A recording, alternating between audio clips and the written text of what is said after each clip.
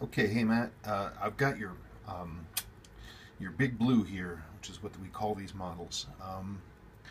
Checking it over, I can see a few things. Looking at the hands, I can see that they've been removed and replaced a few times.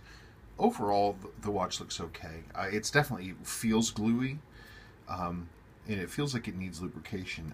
This winding bridge, especially, is very thick and gluey.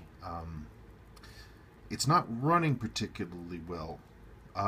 It's running weakly. It's not real happy about running. It does reset nicely, which is good. All the hands snap the way they ought to. But we can see from the numbers here that this is not, in the grand scheme of things, the happiest watch that ever lived. But it could be worse. We've got some beat error here, which means the balance is out of adjustment from the where it should be in relation to the pallet fork. But that's an adjustment. You can see the representation of that because there's two lines here instead of one. The farther apart these lines are, the more beat error you have, but it's also represented here.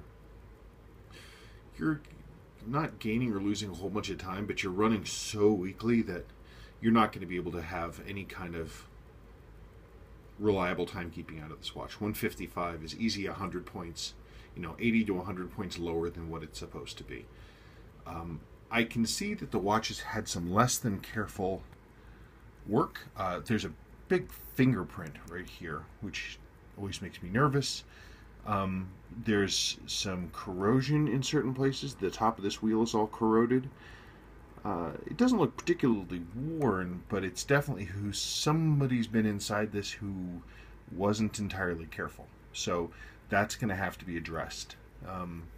Overall, it's a reasonable watch, and these are collectible enough that they're worth working on. Your orange hands on the dial are unfaded, that's good stuff. That's cosmetic stuff that can't really be faked. But the watch definitely needs love. Absolutely needs some work, and it's important that if you're going to do this, you do the whole thing. There's no way to do it halfway and expect good results, because when you get numbers like this, like that, no thank you. It's got to be addressed if you want to be a timekeeper. That's it.